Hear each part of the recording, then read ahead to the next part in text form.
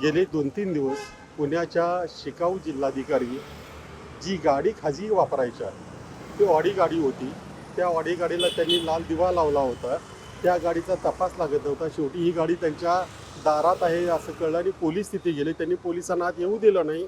त्यामुळे या गाडीच्या मालकीबद्दल आणि सगळ्यांबद्दल संशय वाढला होता. शेवटी पोलिसांनी खुलासा केला की ही गाडी त्या थर्मोव्हेरॅटिक कंपनीच्या नावाची आहे. त्याची चौकशी केली असता असं दिसून येते की या कंपनीचे माजी डायरेक्टर पूजाच्या आईबरोबर डिलिजन्स इन्फ्रा प्रोजेक्ट्समध्ये डायरेक्टर होते आणि तिथे पूजासुद्धा डायरेक्टर होती. याचाच अर्थ असा आहे की ही गाडी थेट यांच्याशी संबंधितच आहे. त्याच्यामुळे या सर्वांवर कारवाई केली पाहिजे. दुसरी गोष्ट, ह्या गाडीवर एक चलन आहे.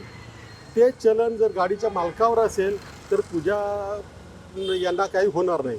परंतु त्यांनी त्या गाडीवर लाल दिवा लावायला लावला हे सगळ्यांना जाहीर आहे.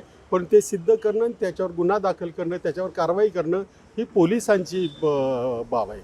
आणि आणखी महत्त्वाचा मुद्दा म्हणजे याच्यामध्ये तिची आईसुद्धा काही कंपन्यांची डायरेक्टर आहे. ती स्वतः काही कंपनीची डायरेक्टर आहे. अशा स्थितीमध्ये ते परत पुन्हा ते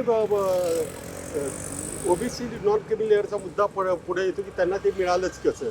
त्याच्यामुळे हे सर्टिफिकेट त्यांना देणारे आणि त्याचा वापर करणारे या सगळ्यावर कारवाई केली पाहिजे. पूजा खेडकर यांचं IAS पद चौकशी करून काढून घेतलं पाहिजे.